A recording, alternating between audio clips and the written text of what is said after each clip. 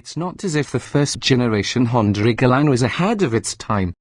It made its debut in 2005, just as gas prices were transitioning from "whoa, this is getting a little expensive," to "WT crap is going on here?"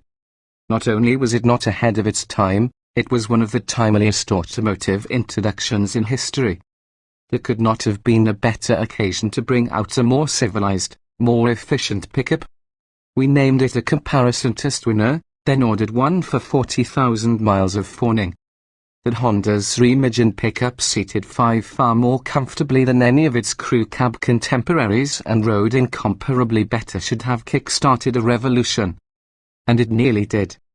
In barely over a month at the beginning of 2008, Toyota and then GMC debuted similarly conceived unibody pickup concepts.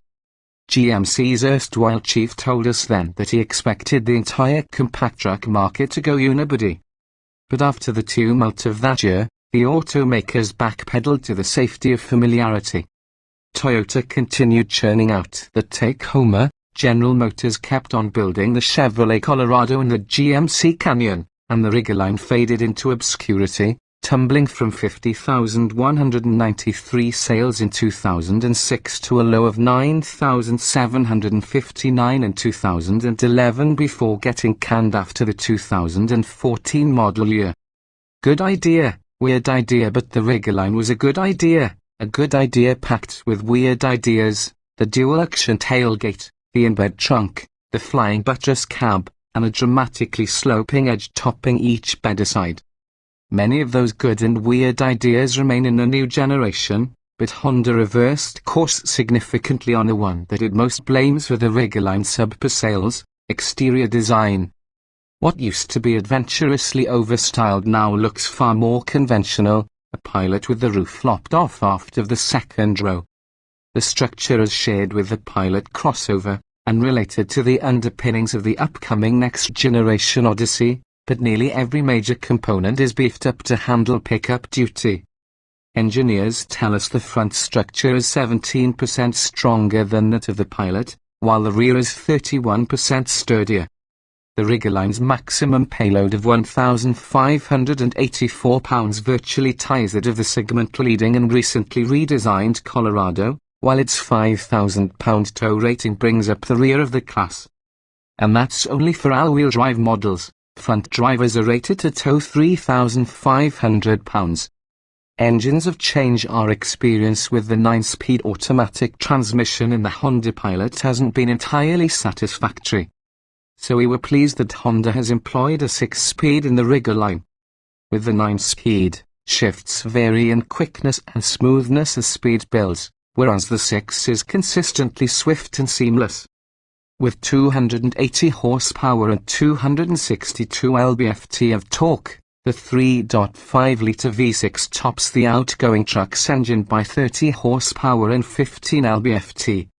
It's smooth and unobtrusive, a perfectly acceptable if uninspiring engine for a mid-size pickup. Honda predicts best-in-class acceleration, but we'll see.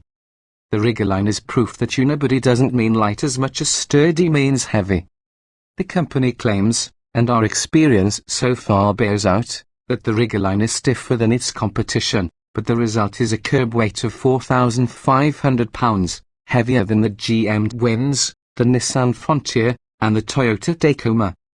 The last Chevy Colorado we tested was a touch lighter and carried 25 more horsepower. Honda claims best-in-class fuel economy of 1,926 miles per gallon city highway and 22 combined for front drivers and 1825 city highway and 21 combined for models with all-wheel drive. But that requires interpreting the class as emitting GM's gasoline and diesel 4-cylinders, both of which better the Honda V6. Got baggage? Ridgeline has cubbies as before. The interior of the Ridgeline positively embarrasses the competition. It feels enormous and comfortable front and rear. The flip-up rear seat remains, providing yet another yawning, weather-protected storage cavity when raised and hiding up to 2.9 cubic feet, enough for at least one golf bag, beneath seated passengers. The primary storage location, the bed, now is 4 inches longer than before, at 64 inches, which makes it longer than those of the crew cab Tacoma and the shortbed Colorado, but 10 inches shorter than a long box Chevy. And the Ridgeline is the only truck in the class that can take a 4-bit-foot sheet of building material or a 4-bit-foot medieval triptych laying flat between the wheel wells. Of course, you'll have to drop the tailgate to accommodate an 8-foot load, so invest in some good plastic wrap. It's also the only truck in its class with a bed that doubles as a giant speaker.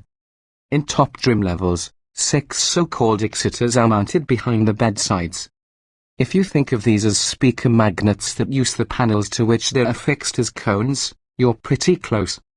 The upside is that they're waterproof and impact-proof. The downside is that the sound quality is a little loafy, and bass is non-existent. Which, if you have any friends who tend toward techno, is not a downside at all. But for doing what one does with a truck bed, standing around leaning on it, it's a good means of reproducing country music. Honda expects that you'll use the 400-watt power inverter that upper trims have in the truck bed to power a big screen TV at tailgate parties, during which the bed speakers should woo all of your inebriated neighbors. Different blokes. Neither does any competitor have the Ridgeline's clever tailgate that either drops like a regular truck's or swings open to the driver's side like an old-fashioned station wagon's. Nor do they have the Ridgeline's in-bed trunk beneath the load floor. And most important, none of them come anywhere close to the Ridgeline's ride quality. All it takes is one bump in the Honda to realize that GMC guy from 2008 should have been right. According to Honda's research, less than 10% of mid-sized truck buyers ever tow more than £5,000. Therefore, less than 10% need anything beefier than a Ridgeline.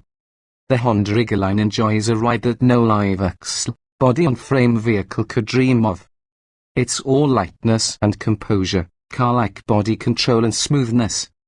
Here, too, the distinction between light truck dirty Ridgeline and even lighter dirty Pilot is appreciable. Whereas the Pilot can wallow and feel a little sloppy, the Ridgeline's firmer tuning gives it a more controlled ride. The soft brake pedal and light steering are perhaps a little too smooth, but at least their operation is progressive. And in this segment, vague controls are a norm that only the Colorado and Canyon deviate from. Listening to Honda's engineering team rattle off their list of best-in-classes, we couldn't help but detect a hint of exasperation in their voices. They might as well have said, "For the love of God, people, buy our truck." Tech features are another area in which the Ridgeline's more civilized roots place it ahead of the class's top sellers. Adaptive cruise control, forward collision warning and automatic braking, lane departure warning and assist, and blind spot monitors are all available. There's also Apple CarPlay and Android Auto, but no matter how much tech you pack in, we're a long way from accepting Honda's touchscreen infotainment system, which is organized about as logically as the tiles on your Samsung Galaxy's home screen when you turned it on for the first time in the store. The March of Profits. The 2017 Ridgeline will go on sale this June. The RT, RTS, Sports, RTL, and RTLT trim levels are offered with either front or all-wheel drive and $1,800 upcharge, while the RTLE and Black Edition are strictly all-wheel drive.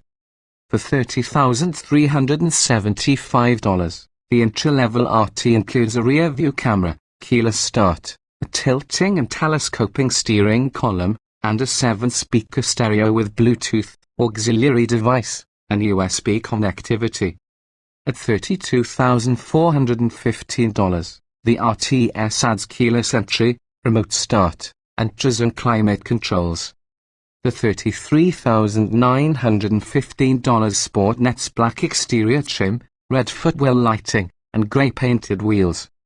Luxury starts creeping in with a $34,680 RTL, which gets leather seats heated in front, with 10-way power adjustability for the driver and 4-way for the passenger.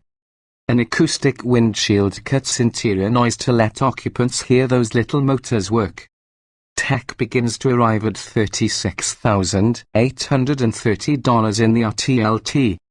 That one includes an 8.0-inch touchscreen navigation infotainment system with Apple CarPlay, Android Auto, satellite radio, a second USB input for the front and 2 USB charging ports for rear-seat passengers, and Honda's lane watch blind spot camera system. But the full complement of safety tech doesn't come into play until the $42,270 RTLE. Here, the Honda sensing system includes adaptive cruise control, lane departure prevention, blind spot monitors, and automated emergency braking. Additionally, you get blue ambient lighting, a heated steering wheel, a sunroof, a power sliding rear window, and truck bed audio, plus 8 traditional speakers and the 400-watt in-bed power inverter. Like the RTLE, the $43,770 Black Edition is fully loaded. But it's as sinister as a Ridgeline can look until accessory lift kits become available, with black paint, exterior trim, and wheels as well as a black headliner and red ambient lighting. No matter how it's outfitted, the Ridgeline is a no-brainer of a truck, unmatched in smoothness and comfort, and full of innovation well beyond its unibody construction. It deserved far more sales than it netted in its inaugural generation. Here's hoping this one realizes its full potential.